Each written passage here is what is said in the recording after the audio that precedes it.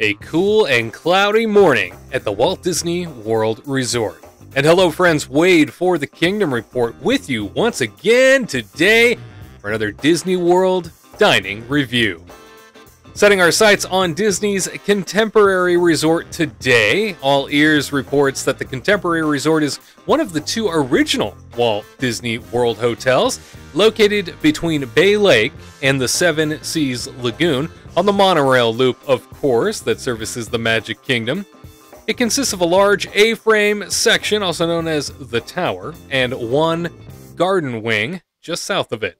The fourth floor of the Tower is also known as the Grand Canyon Concourse, where you will find a variety of shops and restaurants, as well as the monorail station. There is also a walkway to Bay Lake Tower, a Disney Vacation Club resort. The Contemporary offers many recreation options and also houses large convention facilities that so many take advantage of. This location is a spectacular one, as mentioned, just steps away from the Magic Kingdom, and very few resorts at Walt Disney World can offer that. And inside of this hotel also comes several signature dining options, including California Grill at the top of it and everybody's favorite character dining, Chef Mickey's. But on the bottom floor, right alongside the lobby at the back of the tower, is a restaurant that has recently come back to us in its newest form. Formerly a family-friendly steakhouse, you can get a taste of Disney heritage when you dine at the newest restaurant in Disney's Contemporary Resort. Named for the years back to the design of the 1970s, reimagined in a contemporary, comfortable, and sleek way. You'll even notice some Florida flair, such as orange bird and citrus groves, mixed in with the decor.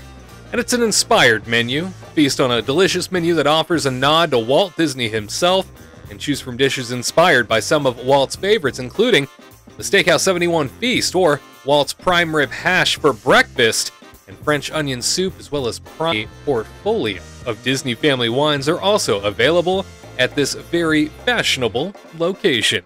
But it's all about breakfast today, and that is what we will dive into. So many items to choose from on this menu, everything from a veggie Steakhouse 71 seasonal pancakes, or feel free to get yourself the Steakhouse 71 Feast. That includes Eggs Benedict, scrambled eggs, bacon sausage, Mickey shaped waffles, bacon cheddar. One particular item that everyone says is a must-have. Before we get to that, though, I ordered myself up a carafe of coffee, anxiously awaited my breakfast delights, and certainly anytime I get a... First up was my appetizer, a fresh fruit plate, an assortment of to start my breakfast, no doubt. And it was a very large plate, lots of fruit on this plate to kick things off with. And then it was time for the entree, Walt's Prime Rib Hash. Not only was this recommended by my server, it was also recommended by friends who had been to Steakhouse 71 for breakfast. This is a bowl filled with seared prime rib, fried potatoes, caramelized onions, and peppers, topped with a fried egg. These were hearty chunks of seared prime rib, and dare I say, the peppery nature of the bowl made it especially pleasing to the palate. I was a big fan of the way in which the fried egg oozed all over, and I made sure to mix this baby up so that I walked away feeling oh so full. I was delighted, to say the least, when it came to this entree. Not only was it good, like everybody told me, but I think it's one of my favorite things to have at breakfast now in Walt Disney World. The prime rib is definitely something that this restaurant is known for now, and I enjoy having it for breakfast. It's a great way to mix things up in the morning. After I devoured my prime rib hash, the check had arrived, allowing me to get in and out of this restaurant probably within about 45 minutes to get on off to my park for the day. Walt's hash clocked in at $18, the fruit plate $9, and the carafe of coffee $3.49. That's $32.47 after tax and before tip. So you are looking at probably about $40 for breakfast at Steakhouse 71.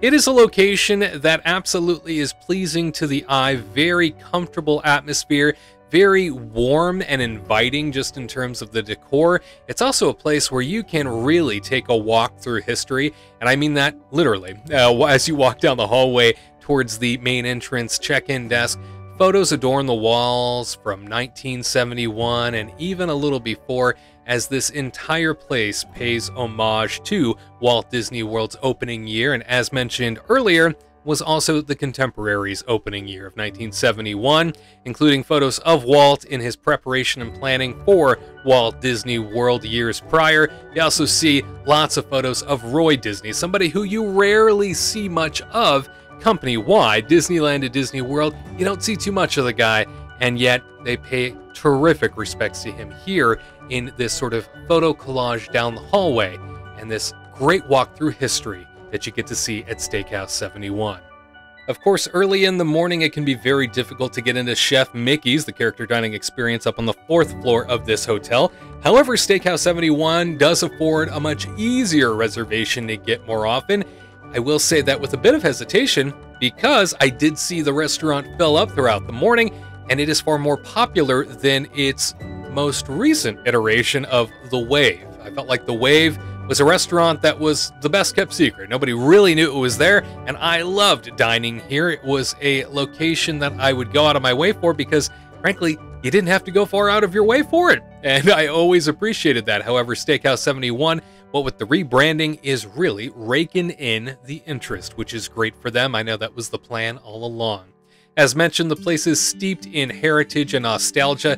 That is something that I adore in a place like this, especially being a Disneylander myself, where I am surrounded by Walt Disney at all times and sort of his history and heritage of the original Magic Kingdom. It is so great to see a location like this really celebrate that heritage, because I feel like across Walt Disney World, that's really lacking, even nowadays. Even during the 50th anniversary of Disney World, not as much nostalgia as I think I would have liked. So great to see a restaurant like this really dedicated to it and still trendy, hip, and casual enough that it welcomes you in feeling quite comfortable.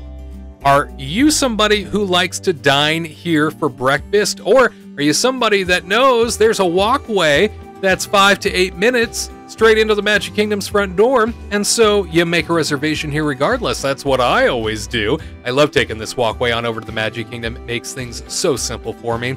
Again, you can also take the monorail up on the 4th floor over to the Magic Kingdom, or if you decide to park for the breakfast or dining experience here at the Contemporary, you can always do that and walk over to the Magic Kingdom too. If you are somebody that has gone out of your way for Steakhouse 71, or plan on putting it on your list of to-dos, please let us know in the comments.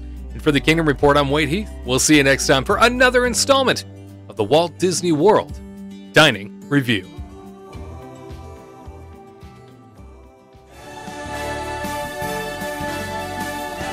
all who come to this happy place, welcome.